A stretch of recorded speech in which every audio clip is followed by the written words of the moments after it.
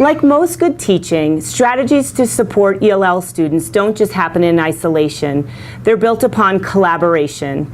Animas Valley has done a really amazing job over the last couple years of not only pre-planning for instruction and interventions, but also co-teaching. In this video of Kate Blakely, who's a first grade teacher, and Kelly Von Stroh, our ELL teacher, you will see a number of different teaching strategies in action. We in 9R use multiple resources to figure out what's best practice and what's good teaching strategies. So today you'll see about 4 different teaching strategies. We use SIOP and WIDA, which are particularly for ELL students, and then you'll see other strategies that are just good for all students.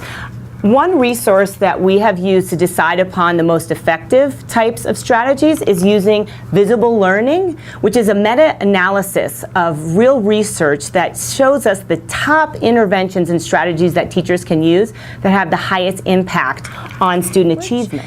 The other thing that we have done is to really build on background knowledge, connecting new vocabulary and concepts with what children already know. Another concept that you will see here is how we integrate IB across the curricular areas. You will see an example of how we use our IB key concept and our central idea around communities and leadership and community workers and teams that work together to make an impact on who we are in the world. And then last, I think you will see an example of how we teach content language along with language objectives to help students that are ELL. It's really important for them to access the academic language, and part of this is this pre-teaching piece. You'll get to see that kids are really taking over their own learning, and this is a perfect example and a little glimpse into the life of a student at Animas Valley. Okay, ladies and gentlemen, today in math, we are going to learn about counting one more and counting one less using our number grid. And we've been learning about responsible leaders, and Miss Kelly has made some leaders for us. She's taught them how to be leaders. And then we're going to be responsible team members. So Miss Kelly, what's one thing that leaders do? Abigail, what's one thing that leaders do? They teach people. Nice. And Ruben, can you tell us maybe another thing that leaders do? Behave. They do. They model good behavior for other people. You're right. Mr. England? They stay on task. They stay on task, and that's modeling or showing others how to behave and what to do. Nice. Good. So some of our teammate members are going to be leaders today. And like Miss Blakely said, we're learning about counting forward on the number grid and counting back. But sometimes that could be confusing. And we weren't sure how to do that. So can my leaders stand up? One thing we thought about, because one thing you guys have been working on at the beginning of this school year, Ian, is when we line up, which way do we face? Forward. Forward. And who's at the beginning of the line? Caden. I know, but what is that person called that's at the line leader? So they show how to walk in line and where to go, right? And we always face which way in line? Forward. And which way do your toes face in line? Forward. Forward. So Abigail, would you like to show the class, being a leader, and teach the class what we learned about counting on the number line using our knowledge that how we face forward in line? When you count forward, your fingers need to... Or your toes? Your toes need to face forward. So can you show us counting forward using your pointer with your toes?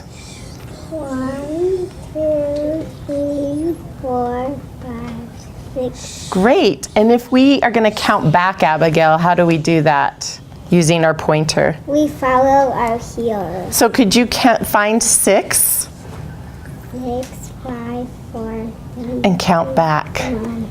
Nice job. What are we going to teach them? We're going to teach them counting forward and backward. And we're going to teach them Song. yeah. Danielle, great. So leaders, do you want to stand forward? You ready? Okay. When we count forward, we add more. When we count back, we have less. So it says, when we count forward, we have more. When we count back, we have less. Great.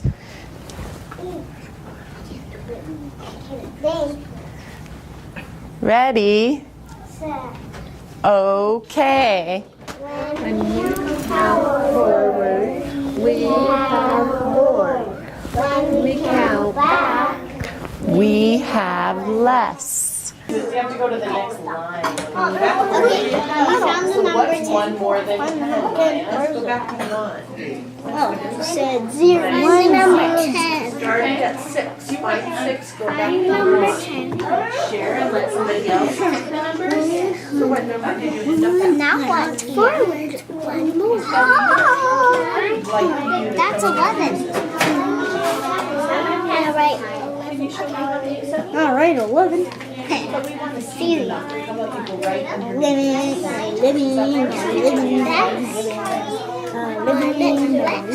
you want to just take turns going around in a circle and each person can tell the group? You want to share? 10 again. No, you said you were not. One more time, guys. Ready? Okay. When we count forward, we have more. When we count back, we have less. Great. Let's give our leaders a hand. Thank you so much.